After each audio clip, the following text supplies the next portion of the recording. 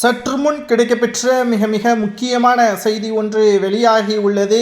பன்னீர்செல்வம் அவர்கள் தலைவர் பதவி ஏற்கக்கூடிய மாபெரும் செப்டம்பர் மாதத்தில் மாநாடு மூலமாக பன்னீர்செல்வம் அவர்கள் பதிவு செய்யப்பட்ட கட்சியின் ஒட்டுமொத்த அறிவிப்புகளும் செப்டம்பர் மாதம் மதுரையில் சுமார் 75,000 தொண்டர்களது முன்னிலையில் பதவி பிரமாணம் மேற்கொள்வார். அதிமுகவில் உள்ள தொண்டர்கள், குறிப்பிட்ட நிர்வாகிகள், எம்எல்ஏக்கள், மாஜி அமைச்சர்கள் உள்ளிட்ட பலரும் பன்னீர்செல்வத்திற்கு ஆதரவுகளை செப்டம்பர் மாதத்தில் கொடுப்பார்கள்.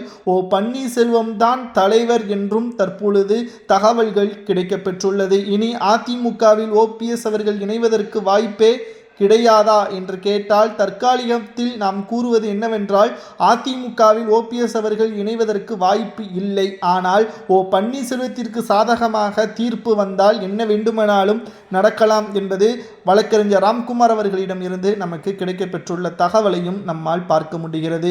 இரண்டாவது கட்டமாக ஓபிஎஸ் அவர்கள் எடுக்கக்கூடிய முடிவு, கட்சியை பதிவு செய்ததை தொடர்ந்து மாநாடை அறிவித்தால், மாநாட்டு முடிந்த பிறகு அதிமுகவிற்கு எதிராக ஓபிஎஸ் அவர்கள் எடுக்கக்கூடிய கூட்டணி முடிவுதான் 2026 சட்டசபை தேர்தலில் யார் ஆட்சி அமைக்க வேண்டும் என்ற முடிவை ஓபிஎஸ் அவர்கள் கேம் சேஞ்சராக இருப்பார். சரி, இத்தனை வருடங்களாக, கடந்த 4 வருடங்களாக எடப்பாடி பழனிசாமி தான் தலைமை ஏற்றார். அவரால் ஏன் வெற்றியடைய முடியவில்லை என்ற கேள்வியையும் நம்மால் பதிவு செய்ய முடிகிறது.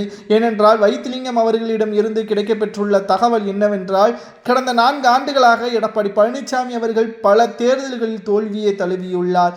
அவருக்கு ஈகோ அதிகம். தன்னை விட யாரும் அதிமுகவில் உயர் பொறுப்புகள் கிடைக்கக்கூடாது, தான் ஆதிக்கம் செலுத்த வேண்டும் என்ற ஈகோ அவருக்கு இருப்பதன் காரணமாகத்தான் அதிமுக தொடர் தோல்வியை தழுவி வருவதாகவும் பல்வேறு குற்றச்சாட்டுகளை வைத்திலிங்கம் அவர்களும் கூறியுள்ளார்.